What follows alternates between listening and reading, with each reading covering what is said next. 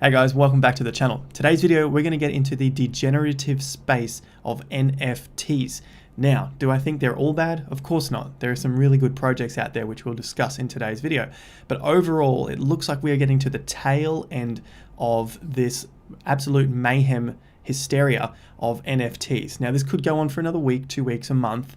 We just don't know for sure, and prices could escalate a hell of a lot more.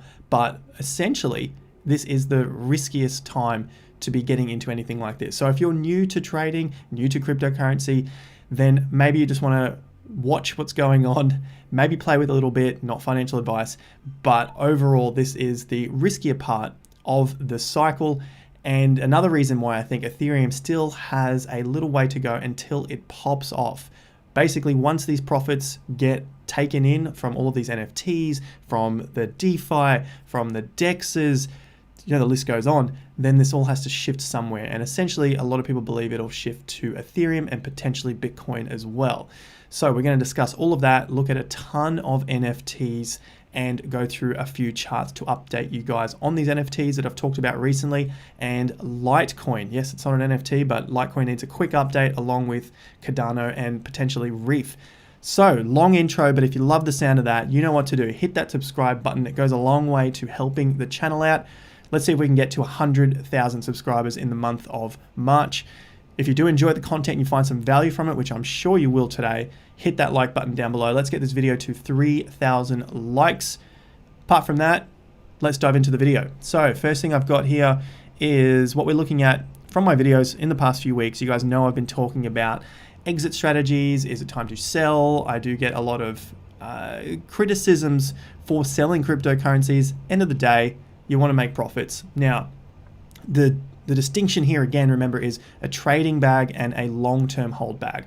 Long-term holds are the stable stuff, Bitcoin, Ethereum, Cardano to a degree, and there's probably another few in there which you guys absolutely love. The degenerative trading stuff is, in my opinion, definitely NFTs. They spike hard, they dump hard. You can go back and look at DeFi. DeFi did exactly the same thing. Oracle projects have done a very similar thing, except for the major ones like Chainlink. So finding these real major ones, which will go a long way, different story. Decentralized exchanges, pumps and dumps. So it happens across the board. This is just a natural, normal thing in cryptocurrency. So I really want to play down that hopium and that hype, but pay a lot of attention to how risky this part of the cycle is. I posted a poll just 40 minutes ago before making this video. What's your favorite NFT crypto bag to shill at the moment? Comment below if it's not on the list. So check out my community posts if you guys want to be involved with those. We can look at projects all together. Essentially, I use it like Twitter, okay? So here, Mana is well and truly up there. Chiliz is crazy up there. Maybe people are just buying in now with Chiliz, which I think is super risky and not a good move at all. Not financial advice. Rari and TVK, which I've talked about on the channel before. There's a few other ones in here like Engine, which is really good too. But remember, we want to pay attention to the charts and what's going on there. So we're going to look at that in just a moment. First up, Fear and Greed Index. Greed is relatively low-ish compared to where it was during January and February when we had those huge spikes in Bitcoin, and then of course the dumps, which only lasted about 2 to 4 weeks. Currently Bitcoin is testing all-time highs again, but the Fear and Greed Index doesn't show Bitcoin, or doesn't show the greed index being up at 93 to 95 where it was during the last peaks of the Bitcoin price. So you can see here it was sitting around 94 and we had some resistance around that 93, 94. So there's still a fair way to go until we reach this extreme greed. I think that could be a good sign we have a little way to go. But in terms of gains, which is why I always talk about a selling strategy and exit strategy, the gains are getting narrower and narrower the further we go up. It's just common sense, it's just maths. And so the risk increases a lot more. So you're still gonna make gains. People are like, oh, well, Cardano can go to $3. Sure, it can go to $3. It's sitting at $1 now. Are you really in it to risk that much, risking a lot of capital just to make the 200% return? That's usually not the game in cryptocurrency, which I don't think a lot of new people really understand. You're probably here, you want to be here getting 500%, 1,000% because of how risky it is. You could lose 80, 90% of the value. So you really need those big multiples to balance out the big losses. Cardano, different story. I know I talk about it a lot and you guys think I'm talking FUD. I don't know what you're on about there. Looking at Google Trends, Cardano is on the drop. We saw Cardano well and truly up there in that last week of February, and the top hit on the 27th of February. Guess what? The top of the Cardano price was the 27th of February, and now the energy has just flattened out of Cardano. On the 13th of March, 2 weeks since that point, and Cardano has fallen.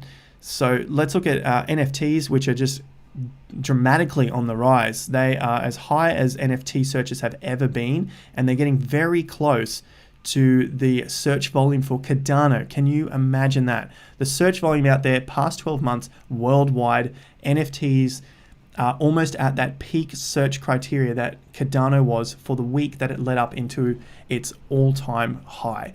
Think about that and how much people are looking for NFTs at the moment, and think about a week or two from this point with NFTs. If NFTs take a little bit of a turn, what happened to Cardano? Sure, it's fallen a little bit, but I think NFTs will fall a hell of a lot more than Cardano. Cardano we know it's a solid project and it just needs some time to cool down. So the other thing I've got here is Litecoin. Litecoin has had a couple of double peaks and it's fallen away again. We'll look at that in the charts in just a moment. Cardano first on the charts, it has continued to fall away from the videos when I was putting back here around the 3rd of March and a little earlier on the 27th of Feb, which was that absolute top. We have broken under $1 and bounced just above it, but the volume is still down. Volume's still down. We're going to get to NFTs in a moment, but important to just go back across Cardano because it's something that we have covered a lot of on the channel, and looking for another re-entry point for some of those profits. Remember we're not, well, personally didn't sell out of the whole bag, a lot of it, because I felt and saw that this sort of fall was coming. If I don't buy back in, I'm okay. I've still got a bag there, but ideally I want to see this come back down and test the 50% level around 80 cents. Call me crazy. You guys will say it's never going to get there, it's being staked, etc., etc. I've heard it all before, and I'm sure if you stick around long enough, you will hear it all before as well. And you go, hang on, why didn't I just open my eyes at the time? And that's what I'm seeing here on Cardano. We've looked at the rest of the Cardano charts many times. Binance has been down, Bitcoin has been down. Here's a Bitcoin chart. It's still down, dropping. A lot of Bitcoin value lost. Currently 45% lost. Cardano versus Ethereum. Again, this is what we want to prevent if we're ever in some sort of degenerative project. Not Cardano, but I'm talking about NFTs. This is a very clear example of what can happen if we buy the tops of NFTs. And look at that, down 44% against Ethereum. USD at $1.06, which you just saw, and it's trending down against Polkadot as well. So let's move across to coin market cap before we come back to the charts for some of the NFTs. And I want to run through a lot of these. Essentially, I've got about 10 or so projects there, and we're going to have a quick look at the charts, the market cap, understand circulating supply against fully diluted market cap as well, so the full circulating supply, and just try to pick which ones we should invest more time in to research as opposed to trying to get into all 10 or so of these projects. So there has to be some criteria that we go through so that we can save time because stuff is moving so quick, and then focus more energy on those to figure out which ones we should be investing in. Now, of course, there's no hard and fast rule to it, but it's just a guide, and just acknowledge that you're probably never going to get this 100% right. That's just the way it is, but I'm sure there'll be gains in something here. So overall, market cap is at 1.7 trillion. We are trending very high here. Ethereum 200 billion, nearly going to say a million, but yes, it's in the billions.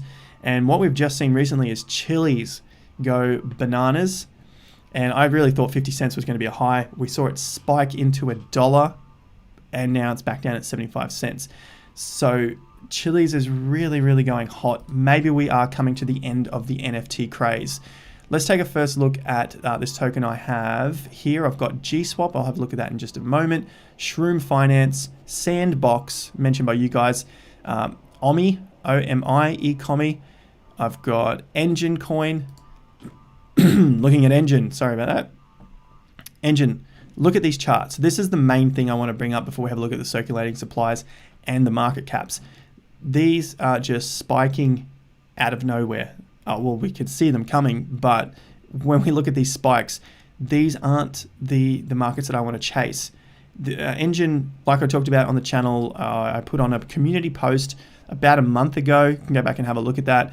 There was just a first announcement from a Japanese computer games company, something like that, and that really got them started in the space. And then people were like, wow, Engine's going to be something to do in NFTs. Yes, it's a good gamble, a good play against NFTs.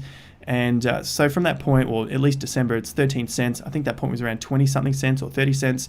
Then we are now hitting about $2, just over $2. So a solid 10x through that time, probably even close to 40x. It's gone nuts. Market cap, taking into consideration that, of course, $1.8 billion, fully diluted $2.1 billion. This is about half the market cap of Chiliz at the moment. Next one here, people have mentioned Chromia. Look at this, guys. 7 cents within a week, 70 cents. All right, sure, this could double again, right? But if you didn't get in at 7 cents, you're not making those amazing gains. If you're getting in now, right, at 70 cents and this thing doubles to $1.40, it sounds amazing.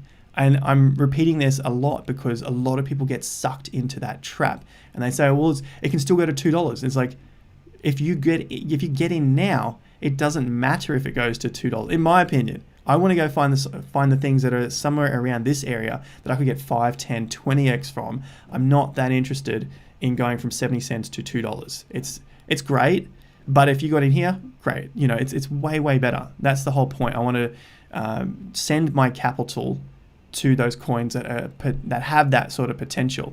Market cap is 300 million already. I don't know what Chromia does. It was just mentioned that it's part of the NFT space. Like we said, we're trying to find stuff quickly that could look like there is better potential to go towards it. And for me, Chromia is definitely not one of those ones on the list. Sure, this could go to 3 billion, and I just keep going around in circles when it comes to this 5x, 10x sort of thing. If it goes to 3 billion from here, then yes, that was a great crypto to invest in, from a $300 million market cap to a $3 billion market cap. And, it's a good 9 or so X on that coin. For this to go to 3 billion, it has to be just under Chiliz. And I don't know if Chromia would get to that status of Chiliz. So looking at Chiliz, look at that. It's just straight up. So just coming back, where are we here? In March, just a week ago, 10 cents. Now it's at $1. It says 75 cents, but we know it hit $1. And the market cap, $4 billion, fully diluted, 6.6 billion, really throws it up there. I'm ranking everything against Chiliz as well. So that's kind of the look here. Chiliz is the leader in this. Engine's well and truly up there, between 2 and 4 billion. Do these other projects that we're looking at have that potential? That's really what I'm searching for here. Rarible, now we're starting to get somewhere closer to something that could represent that. Will it get there? I honestly don't know. The amount of energy that's there that needs to come across to these projects is it's kind of difficult, is really what I'm saying. There's a lot of built up energy that has already been blown on Chiliz, on Engine, on Decentraland, excuse me, which we can see, I've got it over here. That's audio, which have a look at. Decentraland has skyrocketed as well, probably got a lot more in it. And it's just, do you think that all of that built up energy can move across to those other smaller caps and really give those a big push? That's the unscientific part to all of this. So that's what we have to play with as well. Are people going to be burnt out after getting burnt from Chiliz? I'm sure there are going to be a ton of people that get burnt from Chiliz. There has to be, mathematically, there has to be a ton of people that get burnt from Chiliz, that get burnt from Engine, that get burnt from Decentraland, because they're buying the top. They're buying someone else's bags that they bought down here, and then someone else has to buy up here. And so these people are probably going to get burnt, and they won't have enough money left. They'll sell out. Maybe they'll try for something else.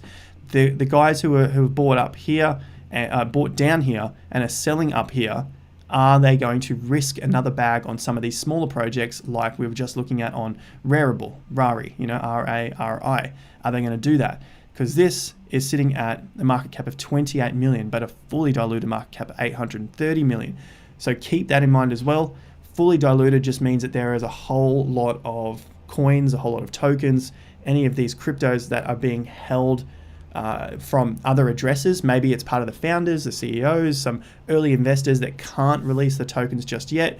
And there will be a tokenomic schedule of when these tokens will be released. So then we have to go and find that step as well. So that's part of the checklist. What is the tokenomics for something like Rari? Are they going to be dumping these coins on the market in the next month or in the next 12 months? So that leads me to TVK, which is something we've covered on the channel just recently at about, I'd like to say 40 to 60 cents. Currently it's sitting at around 90 cents. And this has a very small market cap of 70 million, not the smallest, but small, and a fully diluted of nearly $1 billion. Now, from looking at the tokenomics on this, I know that they're not coming out, well, quite a few of them aren't coming out till the end of the year. There are a couple of addresses which aren't selling till December, which could hold a big bag. We've got to do a little bit more of a deeper dive into this. So that's what makes up the difference here. We don't want to see this fully diluted market cap come onto the market now, because that would just absolutely squash the price. It would send it to zero. And I'm sure these big holders wouldn't do that because it's not in their interest to do that right now. You don't want to scare the market off. You want to build up demand. You want to get this price up to probably into the high hundreds of millions or low billions so that they can sell out onto the market, and that's what will dump the price. But for now, TVK is looking pretty good, and you can see this chart here. It's just climbing its way up. There are big gains that have been had from 3, 4, 5 cents all the way up to where we are now, 90 cents, 80 cents, but there are some big addresses that haven't sold out yet. So that's another piece to the ever complicated puzzle of how to trade these and not get sucked in at the wrong times. So TVK is a big one on the list, which you guys who've been following the channel know of.